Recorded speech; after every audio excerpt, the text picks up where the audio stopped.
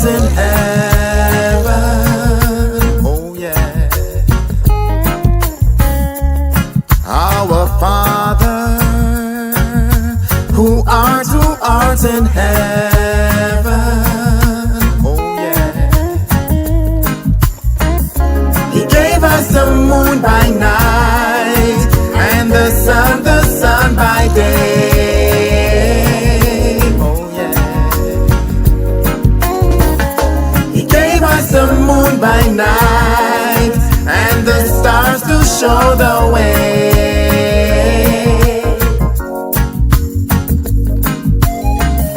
All creatures great and small, He gave us all.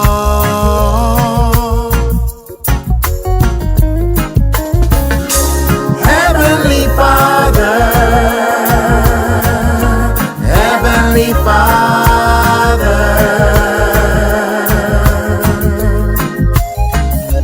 Heavenly Father,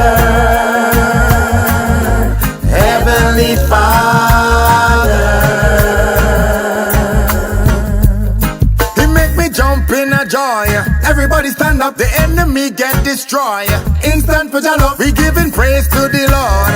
Everybody hand up for whatever till me die. And me now going to back up. May the sun by day, may the moon by night. Every day change, so just hold on tight. Every day me wake up and open up my eyes. On my knees, me give Him praise one time. Hear me say, Our Father, who art in heaven. Oh yeah. Our Father, who art in heaven. He gave us the breath of life, and He showed the way. Oh yeah. He gave us the book of life, and He showed the way. Oh yeah. Heavenly Father, Heavenly Father, Heavenly Father, Heavenly Father. He make me jump in a joy. Everybody stand up, the enemy get destroyed. Instant for your love, we giving praise to the Lord. Everybody hand up for whatever till me die. And me now going to back up. Our Father, who art in heaven, hallowed be thy name. Our Father, who art in heaven, hallowed be thy name. Our Father, who art in heaven, hallowed be thy name. Our Father.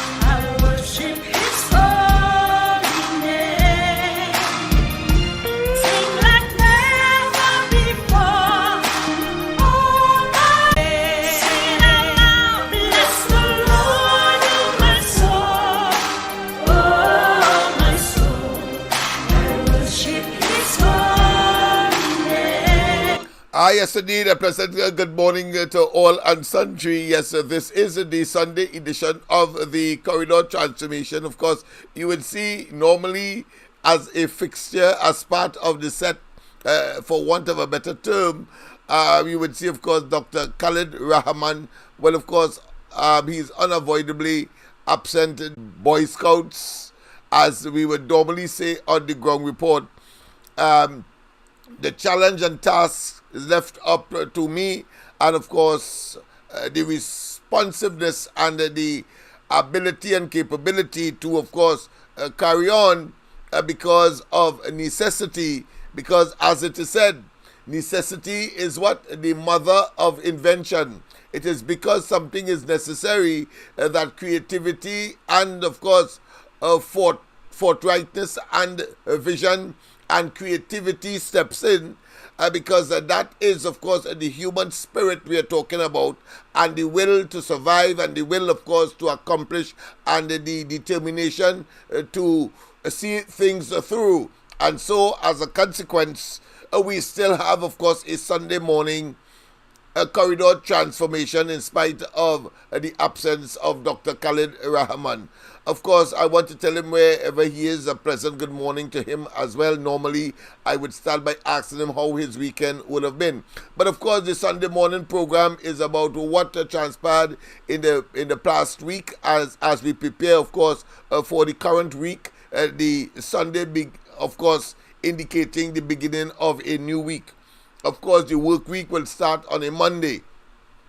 That being as it may, let me get right into, of course, the issues. Of course, the question of crime continues to be a bugbearer for Trinidad and Tobago, but there are other issues as well. The whole question of going to the parliament and, of course, making an additional statement stating that according to Dr. Rowley, he wants, of course, a joint select committee to look at OS. His tenacity for what I consider to be wastage and nonsensicality continues to dominate and to, of course, poignantly demonstrates that Dr. Rowley's proclivity for misinformation, disinformation, and, of course, attempting to try to put into the minds of the population, only because, in my view, he is Prime Minister, believing that somehow he is right and that the population must accept that, and therefore all of those shenanigans, all of those what I consider to be pretensive seriousness. Let me repeat, all of those pretensive seriousness. At the end of the day, the application of common sense and rationality will show that Dr. Rowley is merely, of course, engaged in theatrics and histrionics and believe that he can bamboozle the population in perpetuity.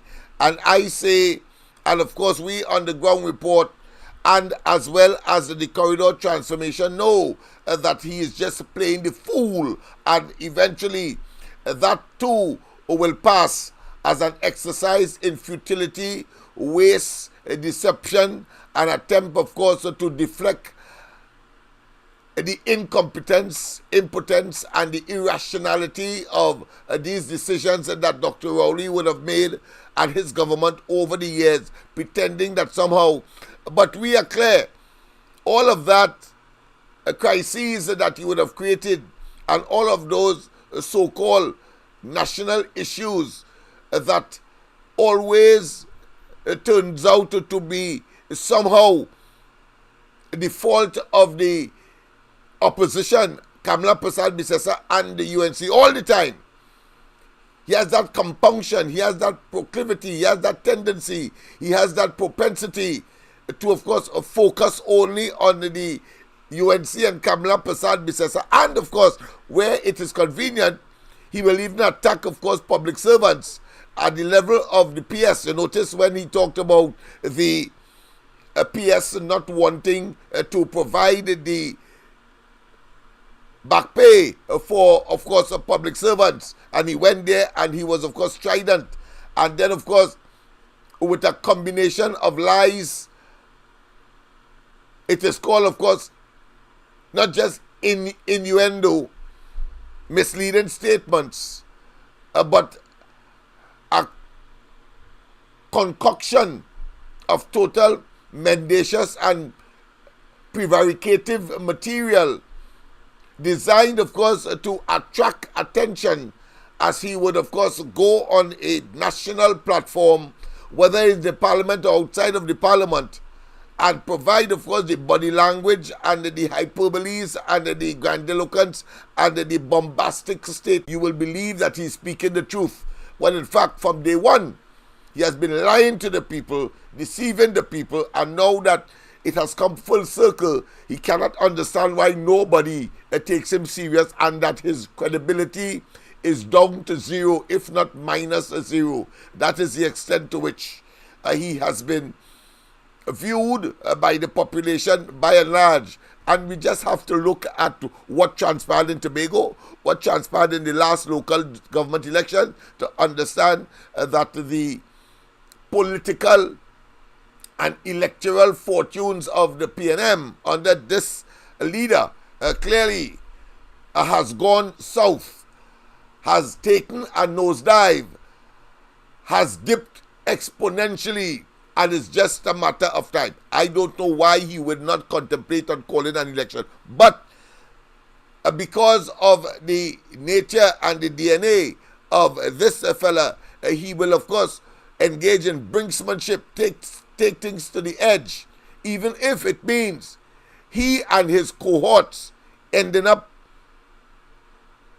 with blue lights and silver bracelets. In other words, facing criminal charges, which I have no doubt in my mind will be a consideration and must be a consideration of the next administration. Kamala Prasad Bisesa and the UNC must criminally investigate this group of individuals who have, of course, deceived and generated a level of incompetence, waste, profligacy, and not just incompetence but impotence, unprecedented. That being as it may, of course, there are several developments as well.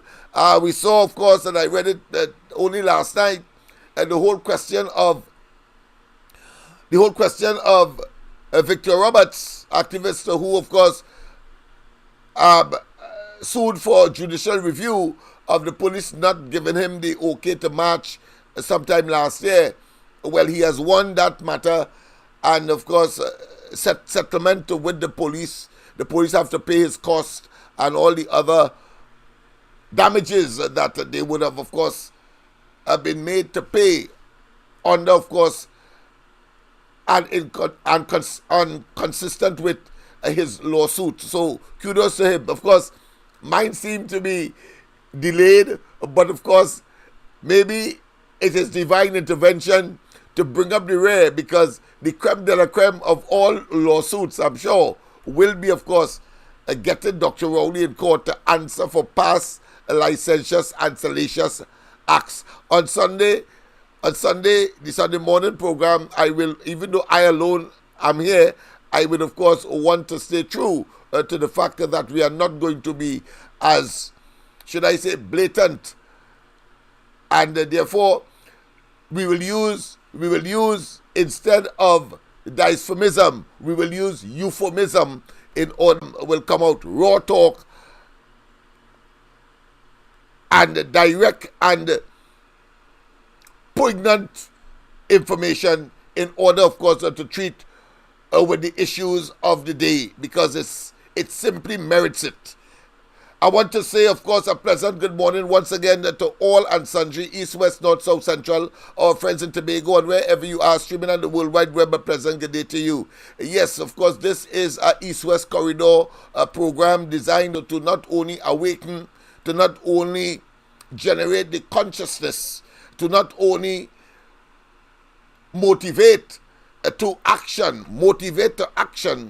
the residents, and if you want to call them constituents, if you want to call them constituencies along the east-west corridor, because at the end of the day, politics is what makes the world go around, and politics is what determines the lifestyle that one would live, in spite of the notion, and I believe it's a misplaced notion, that somehow, in spite of the politics, in spite of those who are in office and their policies and programs, that one has to survive. And I want to say yes, but I also want to say no. It may sound like an oxymoron, but it is a reality. In other words, if you are a carpenter and you believe that somehow you are working out a life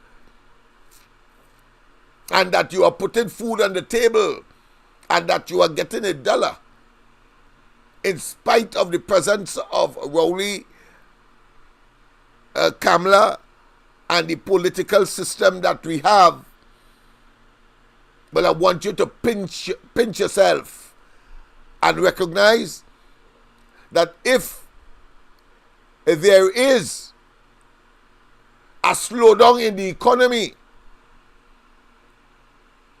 and houses are not being built, whether privately or on the public scale, you have no job. You have no job. And you will want to ask me, how does that relate to politics? Well, it does. Because it is the government's responsibility to manage the economy, to generate as much employment as possible, to level the playing field as much as possible, by way of their juggernaut responsibility and access to the resources of the state, including making laws to make sure that there is equity, by, of course, spending money from the treasury or the national bank, which they alone have access to, and depend on what they do with the money. If they instead renovating old-time buildings where a modern-day carpenter cannot work because he does speciality, and of course the know-how and the architectural historic benefit through knowledge and reading the respective literature and should I say technical drawings, then you understand that they only have work for those specialists and not for you, and therefore that will affect your income earning capacity. And worse yet, even if you're getting work, and then of course the government comes and they withdraw subsidies on the various fuels that vehicles use. Even if you have a vehicle, you now have to pay more at the pumps, and therefore it eats into your intake, your income. Yes. And because of that policy position, the price of clothing in the store increases. Yes. The price of food increases. Yes. The price of electricity based on the policy increases. The price of water increases.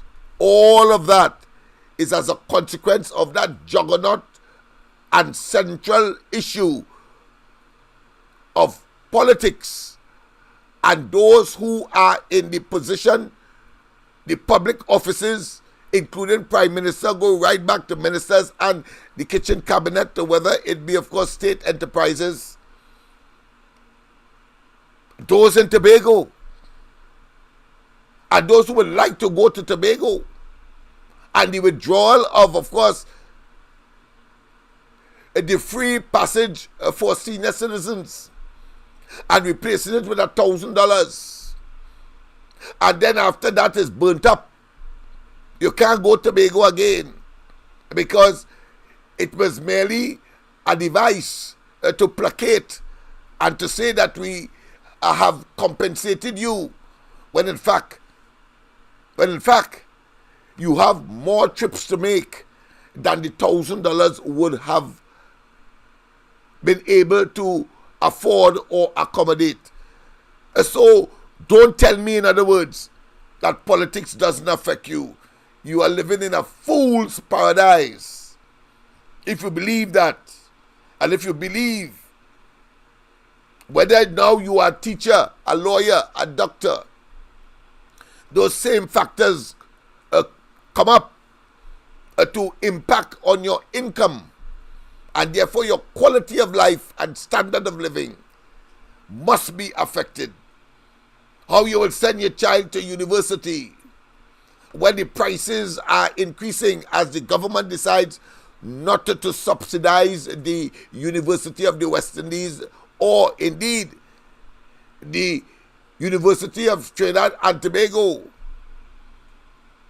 when it reduces subsidies, when it reduces scholarships. How? Isn't that a burden that you could do without?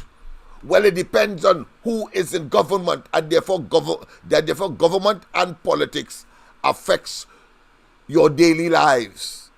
Let's not waste time with that. I don't need to bring any more examples to demonstrate that. But very interesting development as well, because I want to be partially hilarious as well. Because we have a situation where, and these are the people that are affecting our daily lives by the decision they make. And because they were given the juggernaut and the monolithic power to improve our lives. But instead, we are seeing, of course, a total, not gradual, but exponential deterioration, exponential eroding of our quality of life. And of course, the creme de la creme, as would be the area we will start with tonight or today, the question of crime and criminality. And you could be as independent as you believe you are, making money, having your own business, whether you have a law firm or you have, of course, a construction firm. But if everything else is in place and you are making money, but the government cannot handle crime and criminality, then you are exposed to increasing desperation and the very egregious crimes that are being committed, whether it be home invasions, whether it be kidnapping, whether it be carjacking, whether it be larceny, whether it be robbery, and we can go on and on. Very, very, very dangerous development. So I want to start there. But before we do that,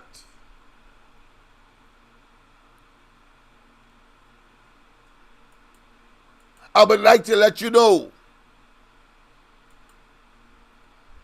the people that are responsible for our safety clearly are sleeping on the job. Sleeping on the job directly, whether head of the National Security Council, which is the Prime Minister, or the head of National Security as Minister Hines. And that is literal. I thought I should start with a hilarious tone, because, I mean, the matters are so serious that we need, of course, to be a bit hilarious. And that exemplifies sleeping on the job, narcoleptic, sleepy, narcoleptic look. That is what we have. I mean, and let's face it, that could have only occurred in a public space, two of which is in the parliament, and one, of course, is in a mosque. That one is in a mosque where Rowley was invited because of a policy adopted against the Muslim, and he tried to go there to appease them and instead fell asleep. Maybe it is divine intervention, but that is what we have.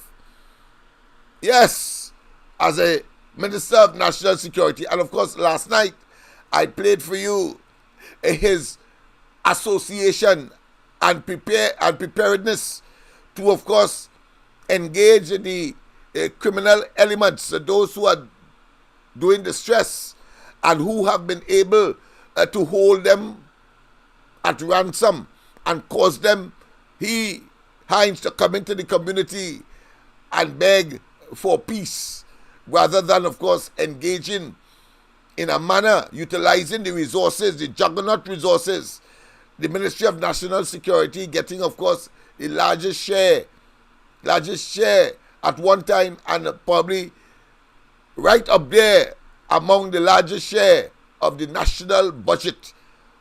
And still, we have a runaway crime situation. So much so that we are being called and labeled the 6th most violent country in the world. Well, that might be a symbol as to that level of decadence, that level of incompetence, that level of inability to address the problem of crime and criminality in Trinidad and Tobago. Yes, take a look at them. Take a look, yes. Take a look. Sleeping on the job. And you telling me that I must vote for that? Or I have voted for that? Or we have voted for that? We did not vote for that. They told us that they are capable of managing the multiple issues that any society must engage in for its sanity and its security, a fundamental part of the responsibility of a government. But instead, Rowley goes up to the United Nations, goes to Canada, and asking them to do what he was elected to do and being paid. I say that that is a fraud. They are taking money by false pretense. Incidentally, people, of course, if you wish, you can call, of course, 337-6940. Right now, of course, we'll pause, and of course, we will, of course, accommodate your call. If you want to assist us with our Christmas and other initiative for Christmas, including back to school, because at the end of it all, back to school is important. Our educational system must be made to work for our children, and our children must be able to be adequately prepared to respond and to receive that which is being taught in our respective schools in this country. So yes, those are the people responsible for our security sleeping on the job, narcoleptic as it could be. Yes, but this is what, of course, the Prime Minister, a man who boasts that he knows everything, except, of course, when Marlene MacDonald was arrested. Very convenient, very in the moralistic world, and particularly where religious leaders are concerned, and their utterances and their public statements and their motivation of their flock, so to speak, their congregation. And then in the case of Rowley, if he was such an individual, not that he could be, because clearly I understand that not even the devil want him in hell, lest he give him competition. But certainly it will be situational ethics, where they're being where they cherry pick and being eclectic, selective as they choose, and pretend that the iniquities and the in the country, or disturbing situations in the country, plural, doesn't exist, as they go on to the next crisis and creating more crises in order to deflect attention away from themselves and blame others. We have seen that in the OS, which of course we will look at this morning as well, as promised last night. So what is the conclusion? Listen to this. You're losing the war against the criminal element. You're losing the war against the criminal element. But you hold the government accountable, and the government must be held accountable. The country is awash in blood. There is... Yes. He has accepted that as a fact. Where the people of this country are quite correctly holding this government accountable to secure the country and to make you feel safe. You're losing the war against the criminal element. You're losing the war against the criminal element. But you hold the government accountable, and the government must be held accountable. The country is awash in blood. there isn't a news item in this country where there isn't a good chance that a major part of the news is who killed who. And I thought I should juxtapose a picture of Rowley with, of course, that of Hitler, because his body language and his authoritative utterances, an accomplished man who knows what he is doing and saying. And it is unfortunate, just as Hitler, everything turns to zero. The only difference between him and Hitler is that in Hitler's case, he created a whole world war, the Second World War. In the case of Rowley, he's attempting, of course, to be the bully pulpit statesman of not just Trinidad, because he bullies everybody in Trinidad, whether the media and his opponents, and of course his favorite target is Kamala Persad-Bissessar and the UNC. But even when he goes on the regional and international stage, and of course regional leaders in CARICOM are prepared for him to make that jaunt, that a fool of himself, believing that somehow he could influence, whether it be, of course, reparation, consequential of slavery, and or the discrimination meted out to the Shouter Baptist community.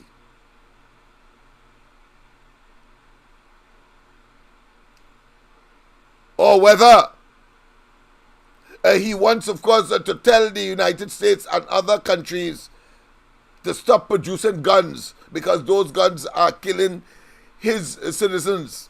I don't know if the gun could get up by itself and just come to Trinidad and target Trinidad. I don't know that. As if, of course, there are no borders, there are no border security, there are no immigration authority, and there is no police in Trinidad and Tobago. So he has to go there and ask them. Of course, they see him as a fool. You don't do that.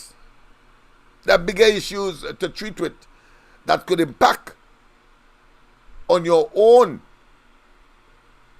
resource base or acquisition thereof to impact on the crime and criminality situation in Trinidad. In other words, policies and programs and the rolling out thereof in a particular way. I see, of course, this week they're talking about polygraph tests for, of course, police officers, even judges and so on. Well, I agree that the first port of call must be politicians. And I could imagine how much could be revealed if Rowley, Hines, and the entire cabinet is subjected to a polygraph test. I could imagine. They will fail that and all. They'll fail that and all. So attempting, of course, to project that as a panacea, individuals in the public sector, well, they too are in the public sector and therefore should be subjected to a polygraph test. And so, let's hear Dr. Rowley rant again as he explained the reality of Trinidad and Tobago, but somehow distancing himself as to the person either who has created it or by lack or inaction have created the situation. But they are very good in describing the situation, which is not sufficient. And therefore, the fact that you are describing a situation that you are being paid to avoid or to address, then you should be calling it quit and get the hell out of office. A pleasant good morning. Welcome to the corridor. Good morning. Hey, Welcome Lennox. to the corridor. Hey. Good morning to you and everybody on the line. Yes, Good morning. Yeah, Lennox. Good morning to you and everybody on the line. Yes, morning to you. Morning time. You hear me loud and clear? Loud and clear, Right. give it thumbs I up. forget what you mentioned something last night and it's right. I forget what you mentioned something last night and I said I'm calling this morning. Go ahead. Now I hear they say it had somebody the hell of human trafficking that had the ankle bracelet, the tracking bracelet on his foot. Yes. And they say for some reason he take it off and nobody can find this man disappear and gone. But my conclusion is if he is a human trafficker, trafficking people out of Trinidad and Tobago, he has to traffic himself out of Trinidad because they're looking for him. Yeah. Yeah. The traffic. That's the only conclusion I come to. But yeah, what else you could come to? You're right. Yeah, the man. I If they can't, remember, he trafficking people out of Trinidad, they can't find them. No, I'm just saying. Yeah, go ahead. No, I'm merely saying that the mere fact that he was charged for that. The question is how we get the bracelet off without the authorities knowing. So he has accomplice which part this thing's supposed to be monitoring.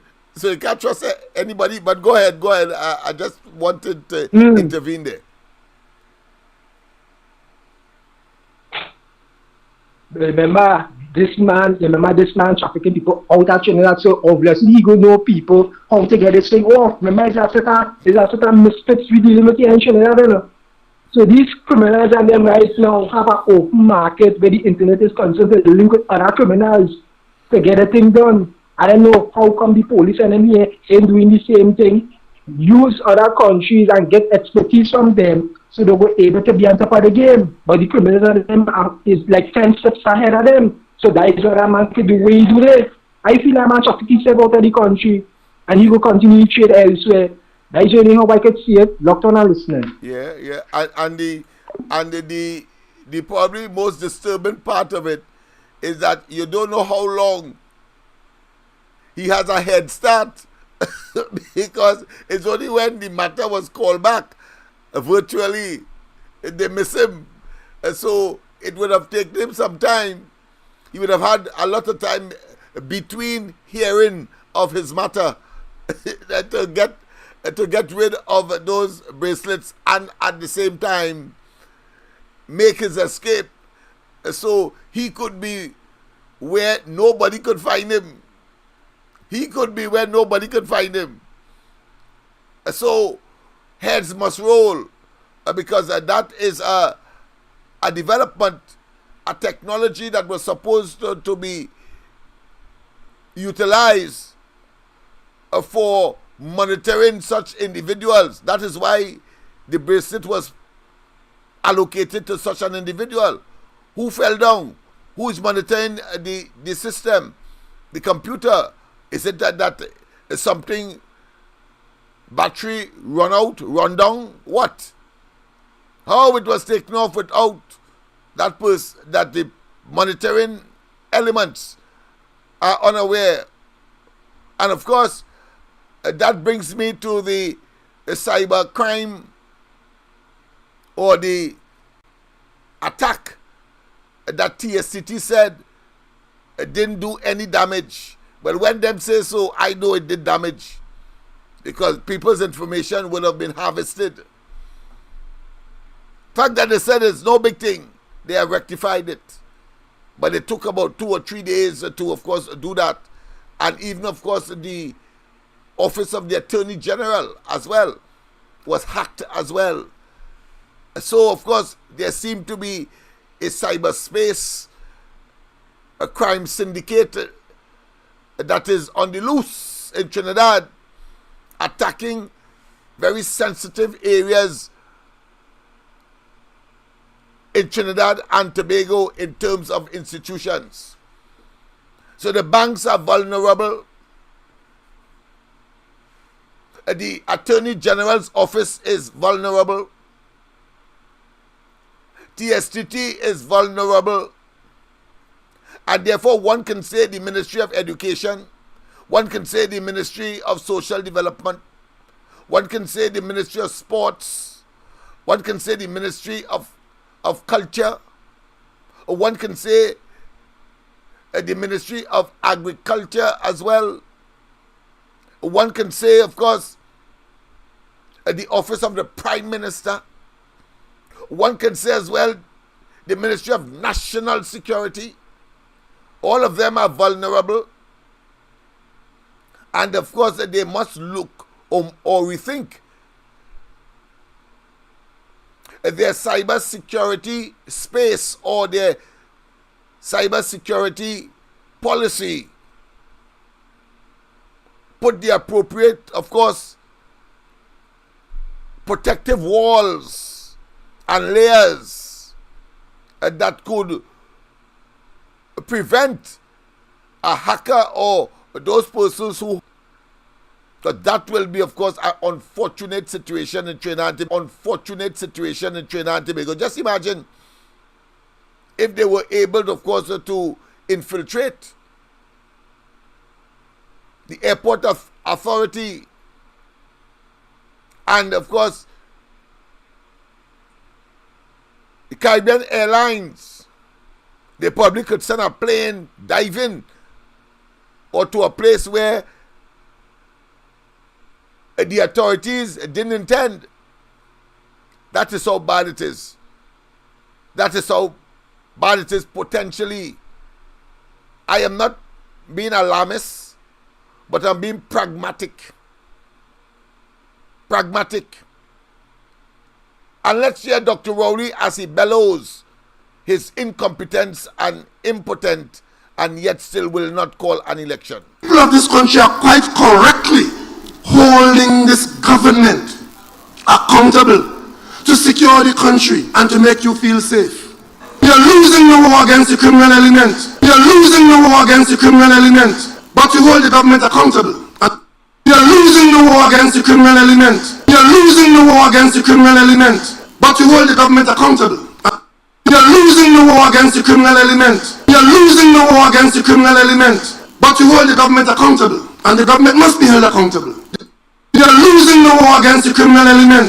You're losing the war against the criminal element, but you hold the government accountable, and the government must be held accountable. The country is awash in blood. There isn't a news item in this country where there isn't a good chance that a major part of the news is who killed who. The people of this country are quite correctly holding this government accountable to secure the country and to make you feel safe. You're losing the war against the criminal element. You're losing the war against the criminal element, but you hold the government accountable, and the government must be held accountable. Yes, by this narcoleptic group of individuals have no authority whatsoever, moral or otherwise, to speak, because there they are. Let's hear them. Let's hear Dr. Rowley again, so that you are clear in your mind that they have given up, but yet still of the treasury of the country, and somehow they believe that they have a devilish right to distribute the country's resources among themselves, greedily and avarice for their friends, family, and acquaintances, and who they prefer rather. A pleasant good morning. Welcome to the corridor. Welcome to the corridor. Lennox, you hear me loud and clear again? Loud and clear, loud and clear. Yeah, Lennox, you hear me loud and clear? Loud and clear. Thumbs up, loud and clear.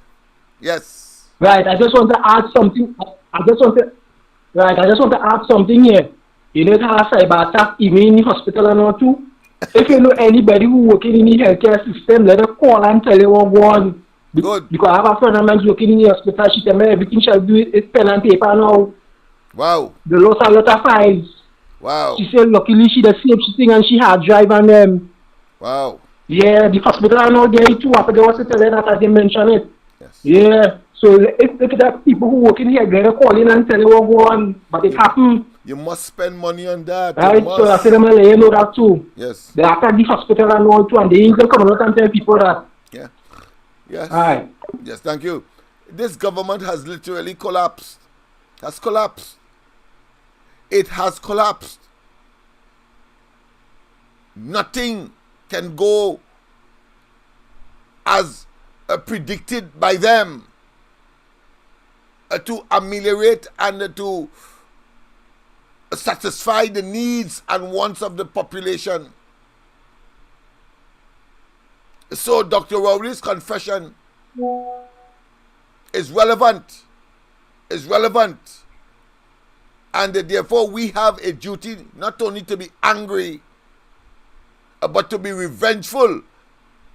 And of course we have a process at the polls. Whether he do it now, just now, or in 2025, he must call elections. That is inevitable. He cannot, of course, come from nowhere. Nobody knew him before. Hines, he, Young, nobody knew them until Manning bring them on the scene. Not even Imbert. Nobody knew them. And these fellas could have never hold public office and ministerial office in particular in an administration prior to 1986. No way. Rowley couldn't be the head of the PNM. No way. Not even Manning could have been the head of the PNM. If the legitimate and the founding fathers of the PNM were not decimated in the 1986 general elections, or put another way, if they did not omit or was too short-sighted to do some succession planning, and of course left the PNM in shambles because they thought that the PNM would have always either won elections, or that major players in the PNM from the founding father perspective or foundation perspective, the legitimate PNM up to 1986 would have always been in office. But even Chambers, the then Prime Minister and leader, lost his seat in 1986. And people like, of course, O'Halloran overrun Padmore. O'Halloran, I can't say O'Halloran. O'Halloran is a dastard element, but certainly he might have been wielding some kind of influence still, even though he took our money and went, of course, to Canada and built mall. But I was referring, of course, to Kamaluddin Mohammed, Errol Mahabir, of course, and John Donaldson. These elements would have been the dominant factor in the PNM, but up come that turns out to be con men. Con men are talking about Patrick Manning, and the worst of them all, as if they are acting with a relay scenario, but at the same time incremental in terms of how devious one could be compared to his predecessor. Rowley is the worst, that narcoleptic, and listen to him. You're losing the war against the criminal element. But you hold the government accountable, and the government must be held accountable. The country is awash in blood. There isn't a news item in this country where there isn't a good chance that a major part of the news is who killed who. The people of this country are quite correctly holding this government accountable to secure the country and to make you feel safe. You're losing it accountable, and the government must be held accountable. The country is awash in... Yes, indeed. The government must be held accountable. There can be no more clear, pellucid, conspicuous, and verbal clarity. There is no ambiguity in that statement, and yet still Rowley would stay in our faces and pretend as though he didn't say that.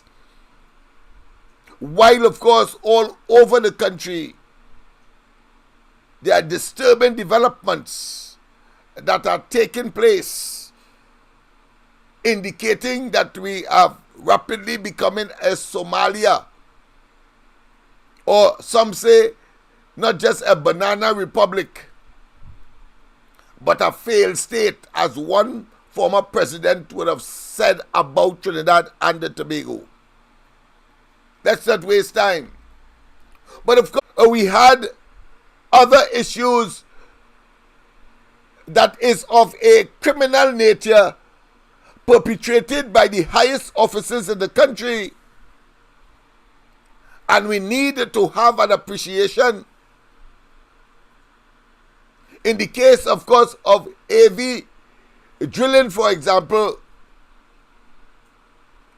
and the recent development as far as Rowley's attempt to cover up his incompetence by, of course, being belligerent, by being obnoxious, but attacking others when he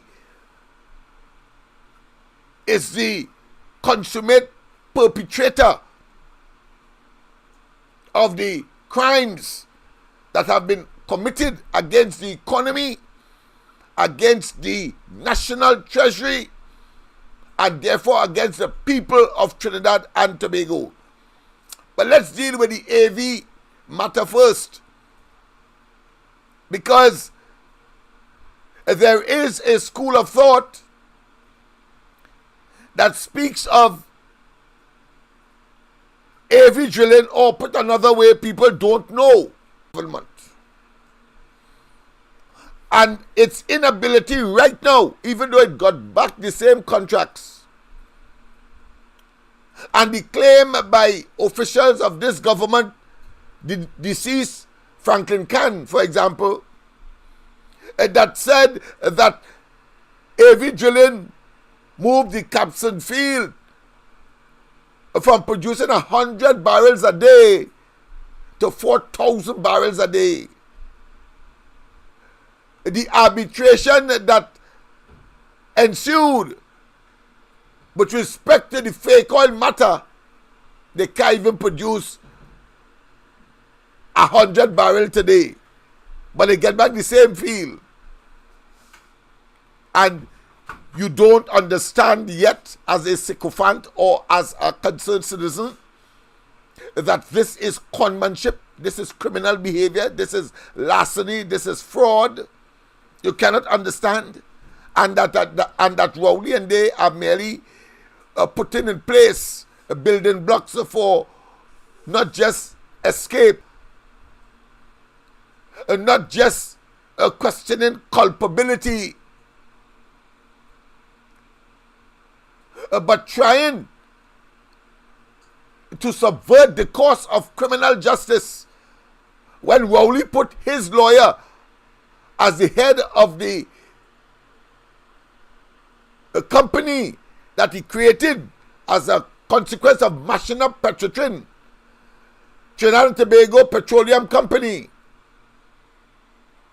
Michael Kwamina, his lawyer, that was responsible for providing the evidence, AV drilling not only monies but back the contract that was in question in the context of the fake oil matter.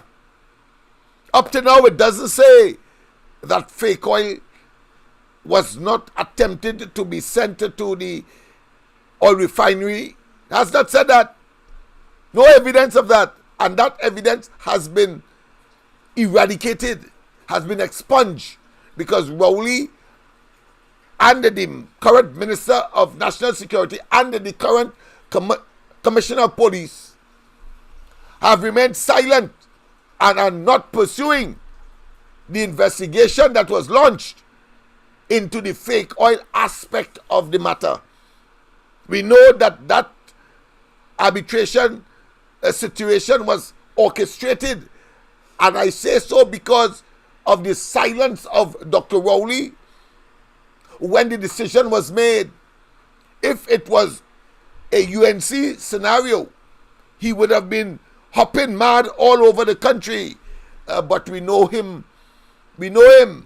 So it is about convenience, and because it is a PNM, a despicable act under a PNM, despicable government, and prepared to commit egregious acts against the people, the taking out of Malcolm Jones matter from the court is a clear and pellucid and existential and will not go away and conscientious matter against the people and well known by all. And if you don't know, well, you should know now. Take that out from the court, the Malcolm Jones matter, because he is a PNM operative, a PNM is Rowley friend, and so too AV. That is why AV got a slap on the wrist and got back the contract, but cannot produce the same amount of oil that can say they were producing when the issue of the fake oil became a public spectacle and imbroglio. Of course, always through the astuteness and the intellectual prowess and the people-centered and people-interest disposition of the leader of the opposition, Kamala Prasad Bisesa, and the UNC. Let's hear. What do I say about Petrotrin? The less said, the better. But I will tell you, the Petrotrin farm out and lease operatorship program has done extremely well. Listen I want to to go on record and today praise one company that has done tremendously well. A program called the Incremental Petroleum Service Contracts. It's a company called A&V Drilling based in Penal. Yes. They took the Catskill field, making 130 barrels of oil per day. You know what's A&V Drilling production in Catskill now? 4,000 barrels per day. Yes. It was farmed out to them by Petrotrin, making 130 barrels of oil per day. You know what's A&V Drilling production in Catskill now? 4,000 barrels per day. Yes, you're right. I know why it's 4,000 barrels a day? Because they have drilled 32 wells season.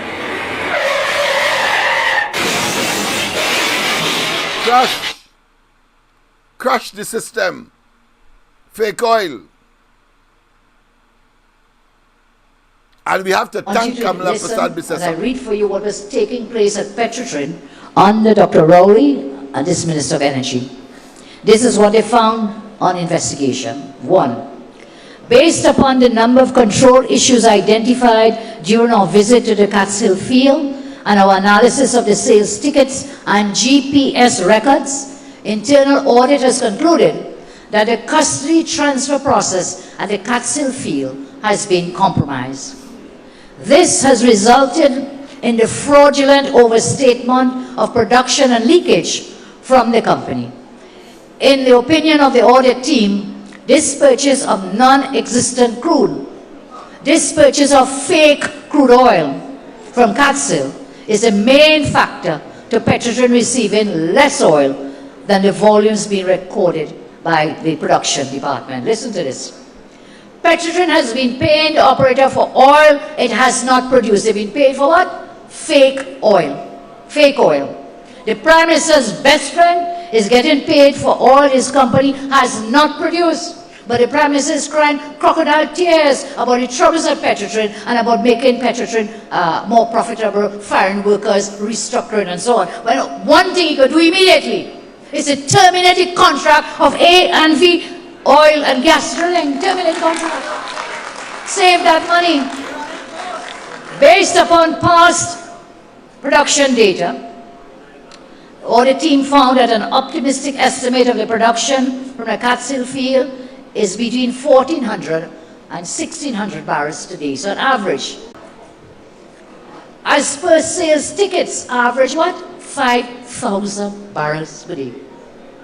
So this man was overstating this production by such a vast amount. 5,000 barrels a day in the month of June alone. And we estimate that production for this month would have been overstated for this month alone by 90,000 barrels, which at a conservative $33 a barrel payment, the operator works out to overpayment of US $2.97 million for the month of June alone. Remember, this is going on for months. It is estimated for the period January to June, 6 months, 2017, Catskill overstated its production by at least about 400,000 barrels, and therefore Petrotrin would have had to pay them over 12 million US dollars. There you have it. Clear. But of course, the certification, the verification by a minister, a certain minister, the man who was Minister of Energy, is phenomenal. It is almost enigmatic. It's puzzling. And then that information, and there's more to it, you know. You see this tangle web of evil and self-serving and greed and graft came out of that whole exercise, you know. Because Khan's daughter, the owner of A.V. Gillin, was also a senator, a PNM senator. So you have this, according to Rowley, this incestuous relationship. He loves to use terms like those. But of course, tonight you will hear the raw information as to why. I'm not going to do it this morning. Yeah. So you have that network of wrongdoers. And when that occurred, when the mark bus was burst by the opposition leader, they then pull her out, Bashir's daughter, from the Senate. And then the blame game started and the denial started. You can't say he was the financer and he know him, but he don't know him.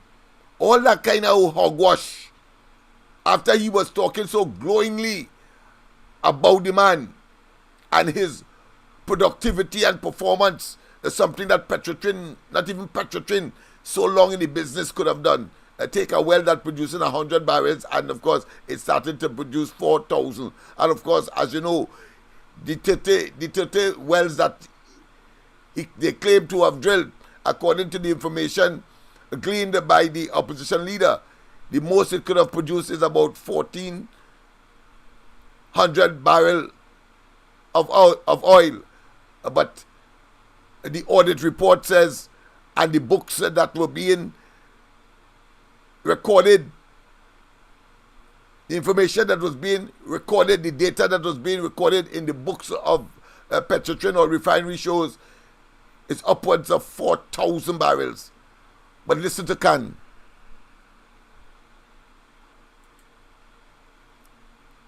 But Khan somehow believes. What do I say about Petrotrin? The less said, the better. But I will tell you, the Petrotrin, what do I say about Petrotrin? The less said, the better. But I will tell you, the Petrotrin farm out and lease. So, what he said about Petrotrin, and then he went on, of course, to talk about a success story, which is AV. He said the less said, the better. Why? Because the intention was to close it down because of the same fake oil matter involving the same AV. But here it is. He is in Parliament defending AV. All of that is evidence. He has died, but the information is still around because Rowley was directly connected to the fake oil matter, and the investigation would have been extended to him. And so the entire cabinet took a decision to protect Rowley by, of course, closing down Petrotrin in the way that they did. There were other factors as well to give people bunker fuel contracts and so on. a very well-connected lawyer connected to Rowley and the PNM. Bunker fuel, I don't know what a lawyer doing in bunker fuel, or what Anthony Commander doing as chairman of a oil facility, a state oil facility. But all of that, when one looks at the totality of that most despicable conspirators attempted to exculpate Rowley and members of his government from accounting criminally, it's clear. It's clear. Unadulterated. Operatorship program has done extremely well. See what Petrotrin. The less said, the better. But I will tell you, the Petrotrin farm out and lease operatorship program has done extremely well. And I want to go on record and today praise one company that has done tremendously well. A program called the Incremental Petroleum Service Contracts. It's a company called A&B Drilling based in PNM. They took the Catskill field. They praised one company that has done tremendously well. A program called the Incremental Petroleum Service Contracts. It's a company called A&B Drilling based in PNM. They took the Catskill field about 3 years ago. It was farmed out to them by Petrotrin, making 130 barrels of oil per day. Production in Catskill now 4,000 barrels per day. I know why it's 4,000 barrels a day, because they have drilled 32 wells. Total crash, total hogwash. They must pay the price for the level of greed that they have demonstrated, the level of nepotism that they have encouraged, the amount of recusal at the level of the cabinet that they have manifested, the amount of cronyism that has become idiosyncratic and systematic of the PNM attempted to not just displace, not just to abuse,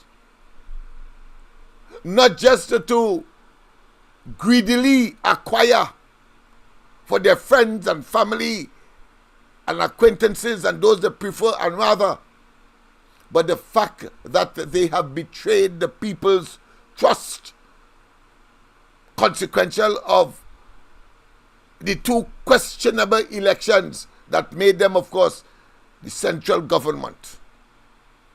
There is more, people. There is more. There is more. NIDCO,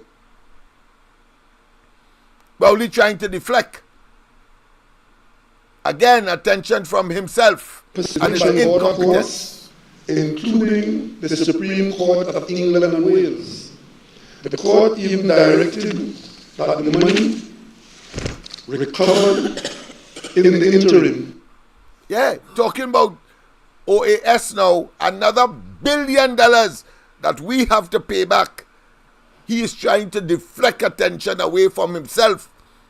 The Court of Arbitration in London indicated that Trinidad and Tobago breached the contract. And they breached the contract, as Castle Charles told us, by not paying them because of their campaign promise and their campaign conduct. Is wanting, of course, to campaign without knowledge. But when they get in the position where you ought to have knowledge and you continue to manifest an illusion without, of course, taking the pride and the dignity and the humility to say, well, we were wrong.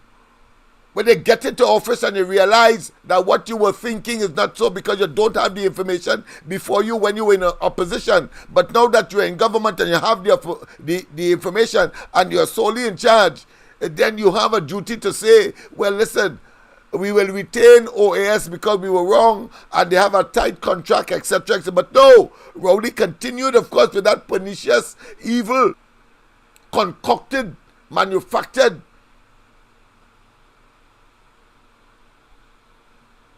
thought and disposition to project to the population that somehow he was right. Nothing different to a police officer accusing a particular defendant of some act, maybe larceny, of something, but after he charged the person looking for that something and can't produce it in court. Well, that is Rowley and them. And today, pernicious and of course debilitating as it is at a time when we could ill afford to spare a cent, he now goes on a journey, an exploration, searching for evidence or for excuses for his poor judgment at the beginning of the reign of this despicable, egregious, wicked, diabolical, vindictive, evil, corrupt government led by Rowley. Corruption extraordinaire. Extraordinaire. Done. Must only be used to carry on the project. Madam Speaker, unfortunately, along the way, there was a decision delivered by a tribunal of arbitrators in a London court of international arbitration, LCIA, an arbitration matter between OS and NIDCO on April 16, 2002, that went against NIDCO. Now, mind you, notice how he is trivializing that particular court. Notice that. And also notice during that presentation in the parliament now, because he did the same thing at the opening of that leg of the highway from Point Fortin to San Fernando. Same thing. But that was expanded the terms of reference to the Commission of Inquiry then. He's doing this now, of course, to introduce another investigation at the level of the Parliament, the Joint Select Committee on Infrastructure. But I want you to notice, he glibly, he almost nonchalantly speak of that arbitration in London. And there's a reason for it. The reason for it is very simple. He doesn't want to tell us that the FIDIC book, red, yellow, and green, that prescribes the international standard and expectations of how infrastructural contracts are executed across the world. Inside of that book has a mechanism for settlement of disputes. And that is what he is talking glibly of. But it is inside the book, but will make reference, but makes reference to everything else because it is convenient to him to make the elusive and the delusionary and of course what I consider to be the phantom excuse for their own incompetent greed, vindictiveness, and acting against our interests, the people's interests in public office. I want you to hear how he skirts over the institution that would have awarded OAS the $1 billion that Rowley and therefore we have to pay. But he has caused that upon us and therefore must be jettisoned out of the office as expeditiously as possible out of the office of Prime Minister. Listen to him. Madam Speaker, unfortunately, along the way, Unfortunately, there was a decision delivered by a tribunal of arbitrators in the London Court of International Arbitration, LCIA. yeah, and he say, he ain't saying V, notice he used the indefinite article to reduce the significance of the court. And it is inside of the FIDIC. Notice that this man is deliberate. I tell you, Rowley, stop provoking the people of Trinidad and Tobago. Stop it. Listen again. How he is dismissive and cursory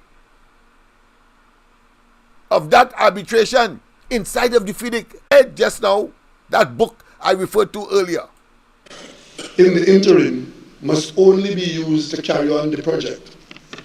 Madam Speaker, unfortunately, along the way, there was a decision delivered by a tribunal of arbitrators in the London Court of International Arbitration, LCIA, an arbitration matter between OS and NIDCO on April 16, 2002, that went against NIDCO.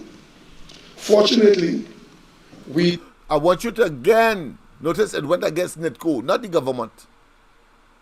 When he is to benefit, ephemeral and temporary as it may be, illusionary as it may be, he takes it any port for a storm just to appear to be efficient, just to appear to be knowing what you're doing, when in fact a total shambolic state of affairs that Rowley has created for Trinidad and Tobago today. Totally embarrassing. did not give up, and NIDCO appealed the arbitration to our High Court, and on December 14, 2002, Justice Sipasal upheld NIDCO's argument that the arbitration tribunal had got it wrong, and he set aside the award issued by the tribunal and remitted the matter back to the panel for reconsideration. In his judgment, Madam Speaker, the judge indicated that NIDCO had properly terminated the contract with OS. It was our view that the public needs to know a number of things. One, by what process, advice, and documentation was it determined that the billion-dollar contract must be amended to grant $852 million waiver to OAS? Yeah, and at the same time, whilst you are at it, the public also wants to know by what process, by what decision you withdraw the matter of Malcolm Jones, that the Privy Council said was a dastard and a wicked and anti-Trinidad and Tobago decision, having regard to the huge sums of money, billions of dollars, not just 1 billion, 3-4 billion and counting. Who gave that? And the quality, who made the decision? You! Because you told us that that is your friend, and that he, Malcolm Jones, did yeoman service to Trinidad, and he responsible for Point Lisas, he and Ken Julian, etc. And the history of that is a revisionist one as far as Rowley is concerned. It never occurred. It was a project of the South Chamber of Commerce. 2, who authorized the amendment of the contract? 3, what was the specific purpose and benefit to be had, and by whom? 4, who actually carried out these instructions? 5, what was the role of the Ministry of Works and Transport and the board of NIDCO, the consultant and the management, in effecting the amendment and its consequent waiver? With these questions and more to be answered, it follows that the public, through its representatives in this House, must seek and obtain answers from all persons involved or associated with this scandal.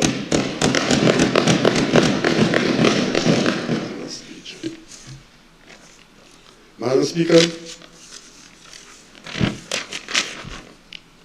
this is even more necessary since in recent times attempts have been made to give opportunity to persons to put misinformation on the parliamentary record. See, and again, being obnoxious, self-righteous indignation and presumptuous. He's trying to put in our minds that it is misinformation. If you are seeking to, of course, get the facts about a particular matter, and you are the ones that is taking the initiative, you cannot draw conclusions like that. That's a definite conclusion. Misinformation, what? All he has to say that he wants to refer the matter to the Joint Select Committee, but no, just as the emails from Logan and others, and his conversation, his narrative, his choice of words, is so that your mind could be filled and be corrupt without the benefit of being objective. Objectivity has gone out the window because he has put his subjective conclusion into the minds of the people, as we saw with the emails. That is what this fella does. This man is a pathological, not just a liar, but he is a pathological sociopath of a serial nature. The man is simply evil. If you are Prime Minister and you want to get to the bottom of a matter, you don't have to impose your conclusion by saying it is propaganda. And people come into the Parliament. Of course, he's referring to Castle Charles. We will deal with that afterwards. Today, as I make this statement, a paper entitled "The Saga of the Sir Solomon Hochoy Extension to Point 14 Project from 2010 to 2023, an account of the development and execution of the largest infrastructure development project implemented in Trinidad and Tobago," has been laid in this House and referred to the Joint Select Committee on Land and Physical Infrastructure. Again, self-serving, and to give potency and pretensive seriousness to the joke that he's outlining in the Parliament, just as the emails. Just as emails. Only because he holds the office of Prime Minister, and back then, when he holds, that is the opportunistic, parasitic individual that we have as leader today, and ought not to have been leader of the PNM, far less to be leader of the country. These documents have been laid for the Committee on Land and Physical Infrastructure for urgent, detailed examination. Madam Speaker, I thank you and my colleagues for your attention. And I want you now to listen to the question posed by Munilal and how he responds, laying the foundation for another failure initiative. But it is a crisis that he wants to create to deflect attention away from the crime and criminality that is taking place, and wants to be on the ascendancy. He wants to capture the attention of the public so that we do not see ourselves as sitting ducks for the multiple murders and those to come as they twiddle and fiddle. And he expressed his exasperation as to the amount of murders in the country, full stop, without, of course, taking the responsibility to say, listen, let me get the hell out of office because I am unable, in spite of all of my efforts, to address the problem of crime and security in this country. Listen to me. Madam Speaker, pursuant to Standing Order 24, one question to the Prime Minister. Prime Minister, in light of your statement, are you aware that a 15-member committee comprising PNM government officials met on May 20th, 2010, 4 days before a general election, and recommended that the contract be awarded to OAS, which had the lowest bid of 5.2 billion? And in addition, the very NIDCO board appointed by the then PNM government hosted NIDCO on the 25th of May 2010, hours after a general election, to indicate that they were the preferred bidder of the People's National Movement government. No. You understand that? That will come out in whatever committee, whether it is the outside committee in terms of the Commission of Inquiry, or the internal one in the Parliament in terms of the Joint Select Committee on Infrastructure. That will come out. And one time you can see that is an exercise in futility and a sensationalism that is stereotypical of Rowley to, of course, bamboozle the population before, of course, we sustain and with that kind of hogwash increase our animosity and our lostness for this dangerous man who clearly is the existential threat to the society, the civilization, the government of Trinidad and Tobago. Rowley, stop provoking the people of Trinidad and Tobago. You ought to have known what Murilal just said. You will hear his response. Glib, hollow, and of course, self-defeating. In this case, not self-serving, self-defeating. Because one time, all what he said earlier, you and I will now know that it is pure hogwash. And of course, I attempted to deflect. And it was to the extent to which it occurred in the Parliament. That is the extent to which it has survivability. Because after that question was posed, his response was so opaque, so translucent, allowing light but you can't see through, so untransparent or intransparent. This is the question that was posed to him. To the Prime Minister.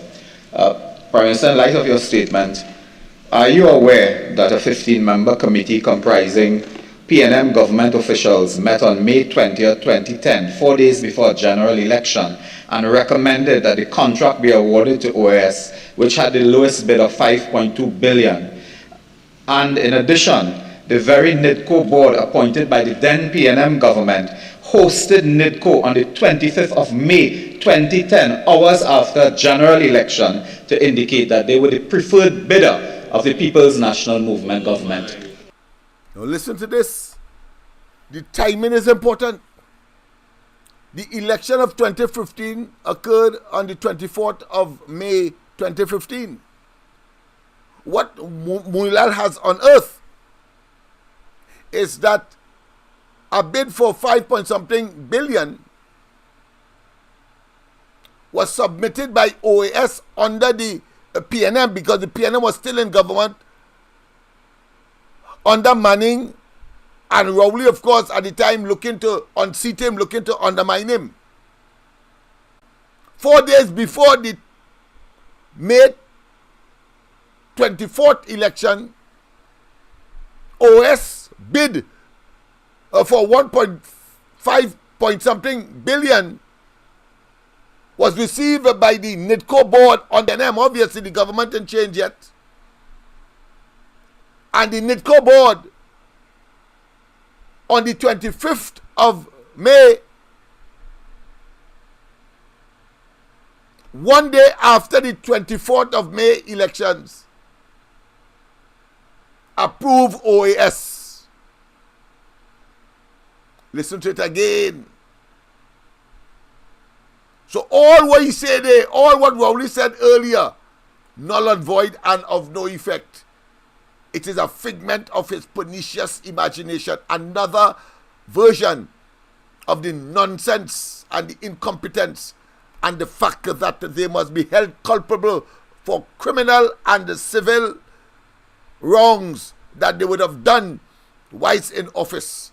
Kamala Prasad Bisesa, they will have a field day with these incompetent nincompoops, criminals and miscreants that have invaded the highest offices, public offices in the country undeservingly. To the Prime Minister. Prime Minister, in light of your statement, are you aware that a 15-member committee comprising PNM government officials met on May 20th, 2010, 4 days before a general election, and recommended that the contract be awarded to OAS, which had the lowest bid of 5.2 billion? And in addition, the very NIDCO board appointed by the then PNM government hosted NIDCO on the 25th of May 2010, hours after a general election, to indicate that they were the preferred bidder of the People's National Movement government. Imagine that. The election done, but the next day, but he has the audacity, the temerity, he and of course buffoon Sinanan, dunderheaded Sinanan, who want to say that somehow PNM has some moral and ethical qualities and pillar, and that they are a potent exhibition of virtue, and that they are confined and constrained to the principle of doing right, when in fact they are a bunch of criminals. And this fella, Sinanan, up at the opening or the cutting of the ribbon, had the audacity to say great is the PNM in a public forum, opening a road that is supposed to be for all of Trinidad and Tobago. He really believes that Trinidad and Tobago belong to the PNM, and that Eric Williams bequeathed to them, because he talked about Eric Williams times and a highway to Point Fortin, attempting of course to claim that it was a PNM toll. Of course, he was easily shut down because he can't string a couple sentences together, far less to find the words to of course express himself. A total, not just a dunderhead, not just a fruithead, not just a nincompoop, not just an asinine specimen of inhumanity, not just an inane individual, not just an obtuse individual, not just a blatant and unadulterated individual in cognitive and intellectual decline, and not only a fellow who has cerebral limitations, and not only a fellow who appears to have cracks in his brain, not only a fella who clearly have convulsions, and therefore his ability to think clearly has been interrupted, is similar to, of course,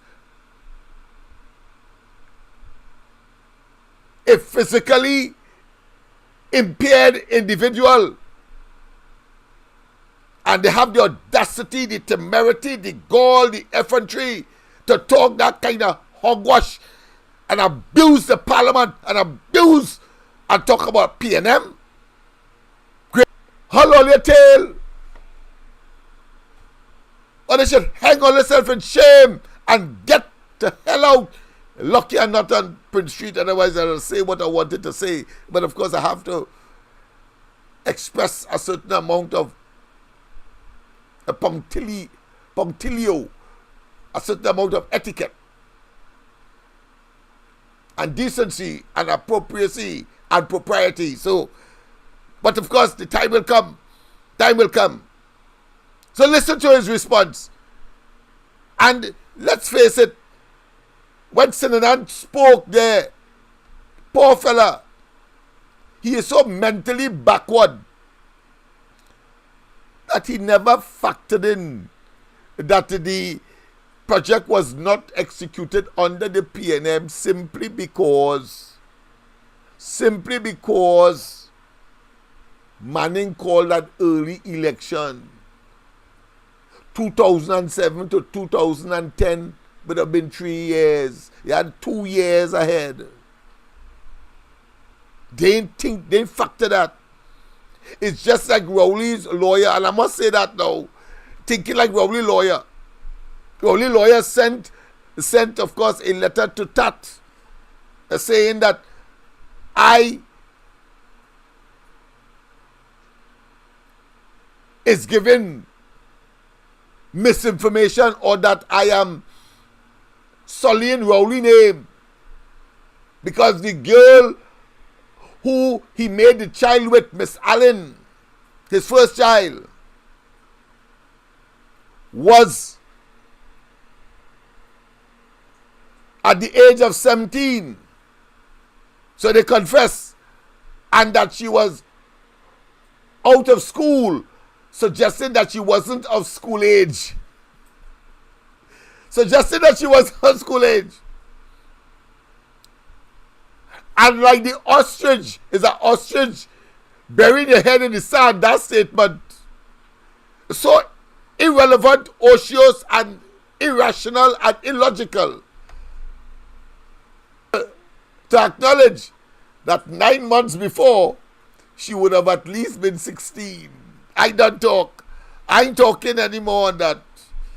She would have been 16, but they're saying that they were glad to say that she was out of school. So being out of school doesn't mean that she's of school age. And of course, Dr. Rowley was a teacher, insult our collective and independent and individual intelligence with. Yes, people. Of course, it's already 6 minutes past the hour, 10 o'clock. Then we just finish here and hear Dr. Rowley's response. But again, let's go back to Dr. Munilal, as he scuttled all that long talk Rowley gave. It turned out to be an exercise in futility. He spit in the sky and it fall in the face. Listen to Munilal's question again. To the Prime Minister. Prime Minister, in light of your statement, are you aware that a 15-member committee comprising PNM government officials met on May 20th, 2010, 4 days before a general election, and recommended that the contract be awarded to OAS, which had the lowest bid of 5.2 billion? And in addition, the very NIDCO board appointed by the then PNM government hosted NIDCO on the 25th of May 2010, hours after general election, to indicate that they were the preferred bidder of the People's National Movement government. Only was it despicable that they could be hosted hours after the May 24th, 2015 general elections. And mind you, you know Rowley's role in that. He called the chairman to extend the time by 1 hour. That's the elections. Because they so believe. No, that wasn't the election. That would have been the elections after the one in 2015, because he was still fighting. He was still fighting, of course, Manning. So he was building his, what I consider to be, evil empire, laying the foundation, the nascent state. So sorry about that. That would have been the 2015 elections. But that being as it may, the fact of the matter is that at that time, after the elections, 1 day after, and Buffoon Sinanan say that they have morality and that they would not have done it because they were accusing, of course, the UNC.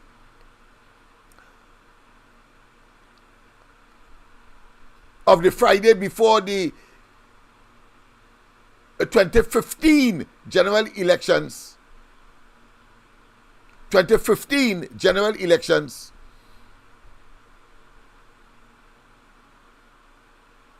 Of engaging in unethical behavior, but they were the government. Just as how before the 2010 elections, when the board of the PNM, NEDCO, met with, of course, OAS, at that time they weren't, of course, in government. They lost the elections, but yet still they were meeting. What is worst? What is worst? Let me just take this call. Pleasant good morning. I'm on air. Hello? Yeah. Yeah. After, I'll be finishing in the next 15 minutes. All right. Yeah. Yeah. Yeah. So I think it is clear that he has scuttled all that talky talk in the beginning has turned out to be naught. So we know what the outcome will be already, both at the Commission of Inquiry and at, of course, the level of the Joint Select Committee. The man is simply an ass and greedy for power and will not relent, but claiming that he is not a power monger. Listen to his response now. Thou doth protest too much. He gone poetic. National movement government. He gone poetic. Well, listen. Thou doth protest too much. Tell that to the Committee of Parliament. National movement government. Thou doth protest too much. Tell that to the Committee of Parliament. Unashamedly. Should be hanging himself in shame. But no. A total rapscallion will never do that. They never say that they are guilty. Never. Until, of course, the facts come. Well, that's Rowley. So listen to Castle Charles. So let me come in one part. Yes, Billion talk. And this clause that was removed from the contract, you know, for one more clause was removed from the contract. And the number will not remove any clause. I've said over and over. What happened? No clause was removed. There were consequences. You are going to continue with the works. The obvious consequences of that. So it doesn't matter, sometimes it's a matter of removing a clause. No. There are consequences to deciding that you're not going to terminate under what you think is bankruptcy or judicial reorganization and you think you want to terminate under that, which is optional. But if you decide you're not going to do it, you'll have to find a different way to terminate if you want to terminate. And there are ways to terminate a contract. If you terminate the contract by first starving the contractor money, Which we argue. and after you get money and can't work, it didn't terminate for non-performance. Well, you could probably estimate what will happen after that. Of course, they will take it to But I court. tell you, I was there until December 2015, and we did not get a red cent from the new administration for the highway. I don't very much got any money after I left. So I don't think the contractor was paid. I don't want to go into the issues that are before arbitrators and courts and so on. I am just saying that there are ways to terminate. And if you chose to terminate in a particular manner, you will have to face the consequences of how you chose to terminate. Why didn't you consider other ways of terminating? Or even maybe if you weren't so angry and upset at the time, you have had some consultation, some discussion, you found out some kind of ways of terminating. If you wanted to terminate, it was always optional. But you chose to terminate in a fashion which has led to some consequences. What are the consequences? Let's talk about $1 billion that the people are trying to be able to face. And people's children and grandchildren. What is that? That is a lot of rubbish. When you terminate, what happened is that you seize the bonds. You seize their bonds. The bonds that they put up is their money you took. You seize bonds which the arbitration panel then said you should not have seized, give it back. Why are you saying that there's some bill that we have to meet? They simply said you took the people money, gave it back because you terminated in a way that they don't agree with. I am not commenting on whether your termination was the right or the wrong way. I'm just saying there are different ways to terminate. And the one you chose to use to terminate, the arbitration panel. So they said, the bonds that you seize, give it back. Now, how were you able to seize bonds and now people tell you to give it back? You were able to seize bonds because we put in place irrevocable and unconditional guarantees.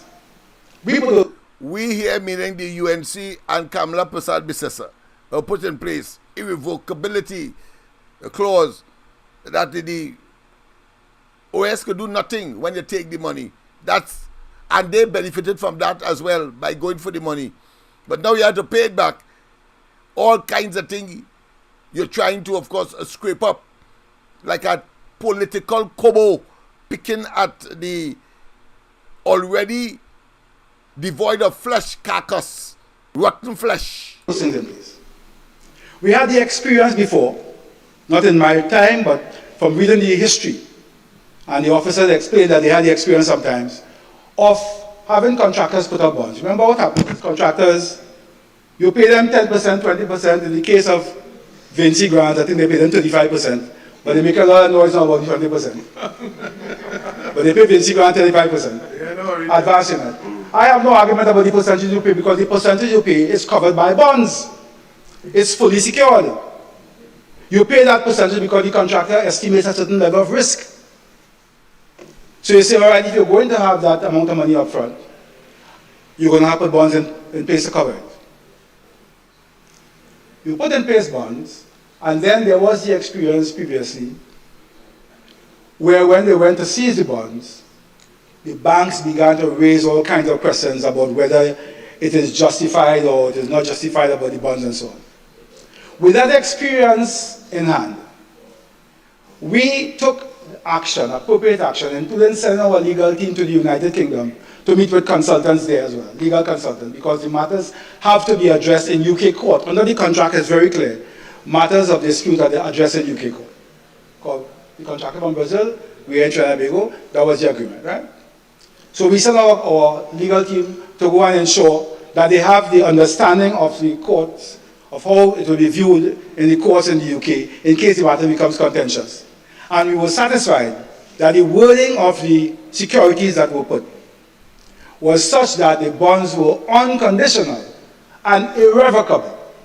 It meant that when you go to seize the bonds, the contractor has absolutely no say in it, even if you are seizing them unfairly, because you wanted the people of Trinidad to have that protection for the 20% advance payment they were putting out. All the bonds, performance bonds, retention bonds, all of them unconditional and irrevocable. It didn't mean that you could just go and grab them. It meant you have to use them responsibly. But when you went and took them, you were within your right to do so. But don't pretend it is Trinidad because citizens' money or something that you have to pay. It is OS money that you took. And if you are right, you will get to keep it. And if you are wrong, you'll have to return it. It's simple as that. Take possession of the OS that you brought here, which you will know if it's a good idea or not that you brought OS here. Take possession of the award you made, if you're going to take possession of the opening of the highway to Point Ford. That's how I see it, Mr. President. All the things in infrastructure, but I only want to end on one note, which is, I really think that we should be more mature now, to the point where if we look at the scale of the problems facing us in this country, we learn to put aside all of the mud throwing, all the petty squabbles, stick to the facts, express difference of opinions honestly, so we can actually find answers to what we're facing. Or what we're facing in every possible sector in this country is a nation in pain, a nation under virtual siege. And if they can't really do anything about it, well, it won't take too long again. That's right. Won't take too long again. My father, Isaac Liverpool, and my mother, Edwardine Bartholomew, used to sing many songs and sankeys, so often that I learnt them all. A little more oil in the lamp, keep it burning. A little more oil in the lamp, I pray. A little more oil in the lamp, keep it burning. Keep it burning till the break of day. When he walked home from the garden with all his peas and his corn, under the stress and load of the day, oh, he would sing. And there was I, listening to him and hear him. I am a warrior out in the field, and I can sing, and I can shout, and I can tell it all about that Jesus died for me. We have come to the end, people, of course, of this Sunday. I enjoyed it immensely, even though Dr. Khaled wasn't. I would have enjoyed it doubly if he was here. But that being as it may, of course, you will see him next week Sunday. Don't forget, of course, that tonight we continue, of course, with these and others. And then, of course, tomorrow morning, the ground report, Andy, Mike, and myself. And don't forget, of course, our Christmas treat for, of course, the disadvantage in the society. We cannot, of course, throw a blind eye to the fact that if we do not do something about it affirmatively, then it means that therefore we will be sowing the seed or contributing to sowing the seeds of course, disaster, shambolicism, I like to say, of course, chaos and more crime and criminality and the production of young people who are so destabilized and so asymmetric in terms of their social priority would be in mortal danger. So, of course, have a wonderful rest of the day. God bless, and listen to Trogdas in a different mood. I'm sure many of you are surprised that he could, of course, go beyond Calypso and, of course, sing something that is joyful unto the Almighty. Whether you, of course, your favorite book is the Gita, the Quran, or the Bible, it doesn't matter. All of us will meet in the same place once we do the right thing. And on a Sunday morning, we would walk to my aunt in Bethel. And when she would be making a pea soup, and she would be singing while the pea soup boiling. Oh, what sweet voices between my father and herself. While I yearned for the pea soup, and she sang, how sweet the name of Jesus sounds in a believer's ear.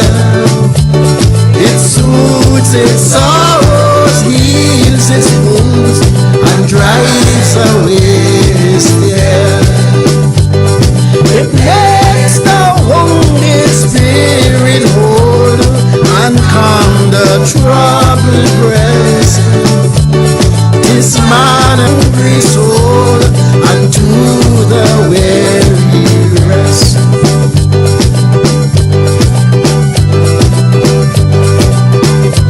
And before he went to bed at night, and he said his prayer, he must sing.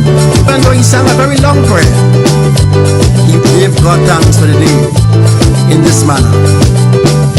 I must have the Savior with me, for I dare not walk alone. I must have his presence near me, and his arms around me though. Then my soul shall fear no ill. Let him lead me where he will. I will go without a murmur, and his footsteps follow still. Oh, he suffered from high blood pressure, and when the nausea took him, and the giddiness, he never gave up. He even gave God thanks for the illness, singing all the time. Blessed assurance, Jesus is mine. Oh, what a fortress of glory divine. Yeah, of salvation, purchased of love, born of the Spirit, washed in his blood. This is my story, this is my song, praising my Savior all the day long. This is my story, this is my song, praising my Savior all the day long. But my mother was a Catholic, and when he sang his Baptist hymns and sankies, she would counter him with a Catholic hymn.